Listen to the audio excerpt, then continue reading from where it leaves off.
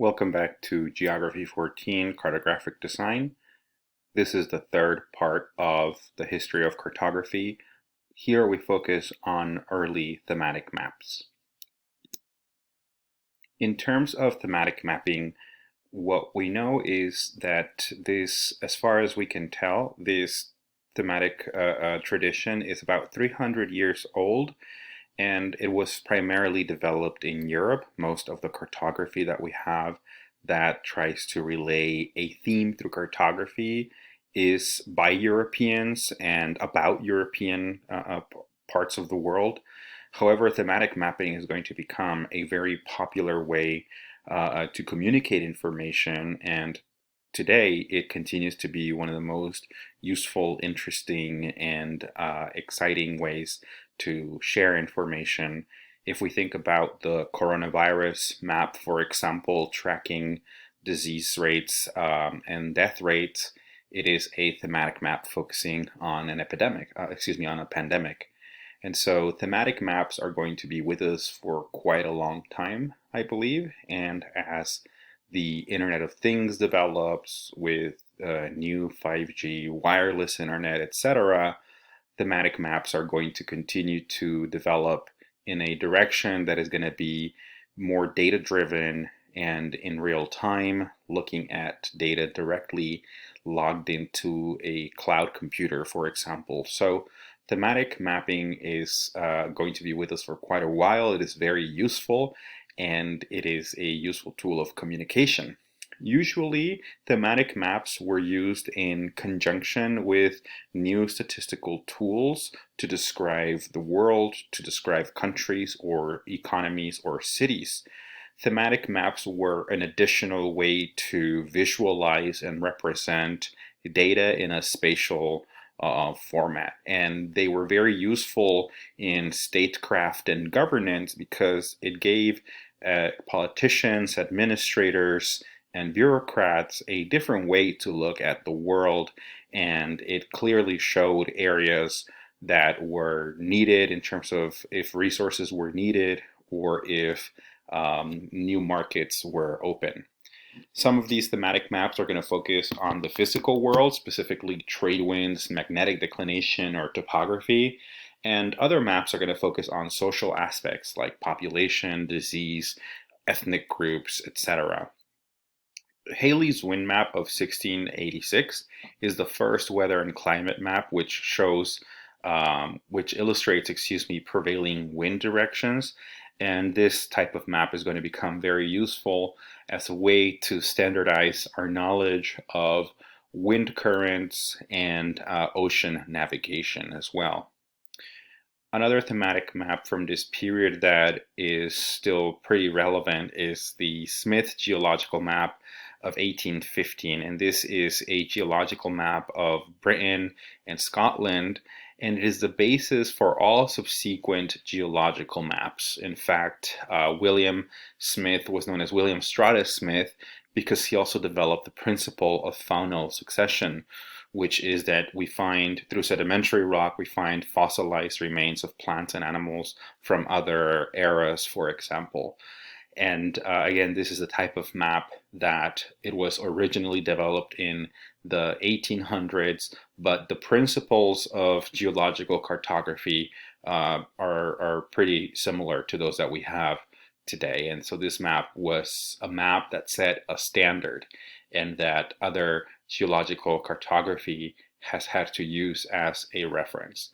There will be some maps like Smith's Geological Map or Jon Snow's Cholera Map that have a lot of historical value and are often used as case studies of how cartography was used to make important discoveries. For example, Jon Snow's Cholera Map of 1855, what it does is the first epidemiological map, which illustrates the number of cholera cases in relation to water pumps. And this is effectively a dot density map, but instead of using dots, we are using these small lines. And so what Jon Snow did was to focus in a neighborhood of London, the Soho neighborhood, and he talked to different people based on this cholera epidemic that was happening. He talked to people in houses, and he,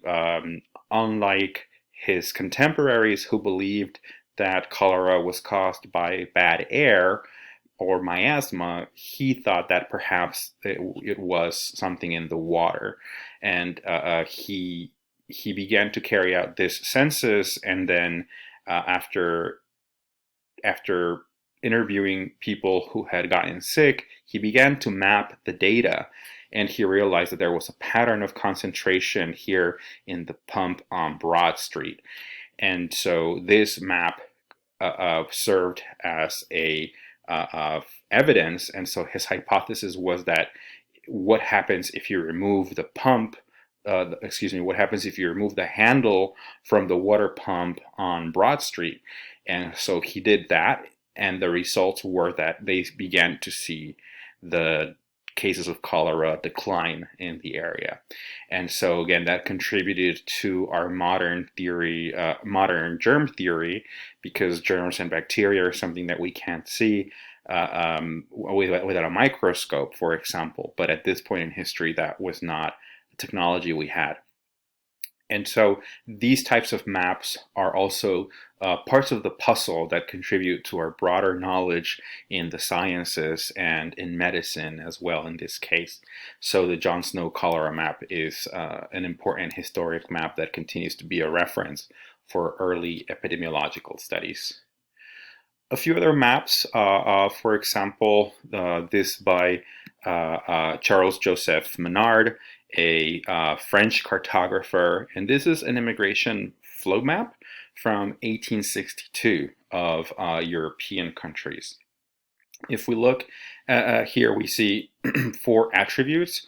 We see magnitude, for example, the size of the lines. We also see locations, and we see the direction into which these lines are moving. And then we also see nationalities and racial or ethnic groups. For example, we see large migrations from Northern Europe, especially England and parts of France, to the Americas. We also see English migration to Australia, for example, as well as migration from Africa to islands in the Indian Ocean and the Caribbean, and migration from South Asia to the Indian Ocean as well as to the Caribbean. So this map is trying to look at global immigration in the 1860s. This is another map by Charles Joseph Menard, and this is a map showing wine exports from 1864. So we see the same principle of lines, density, and direction, but here we are looking at French exports to the world. Again, this is the type of map that would be useful for any merchant looking for new markets or areas that have not been, that are not receiving wine exports. And lastly, this is du Châtelet's prostitute map of Paris from 1836. And this is a Chropleth map, illustrating the concentration of prostitutes in Paris. Of course, a principle of the Chropleth map is that the darker the color, the more variable is concentrated in that specific geographic area. And so here we see in this area of north central Paris a concentration of prostitutes, which we can surmise also this is the type of map that the government and the authorities would be interested in, especially if they are trying to regulate prostitution. Okay, well, this is it for early thematic maps. You will continue to see these themes and topics reappear throughout the semester. I hope that you found this lecture interesting as well, and that it inspired you to think about the types of thematic maps that you can create in our class. That's it for this lecture. Thank you, and we will see you next week with new topics.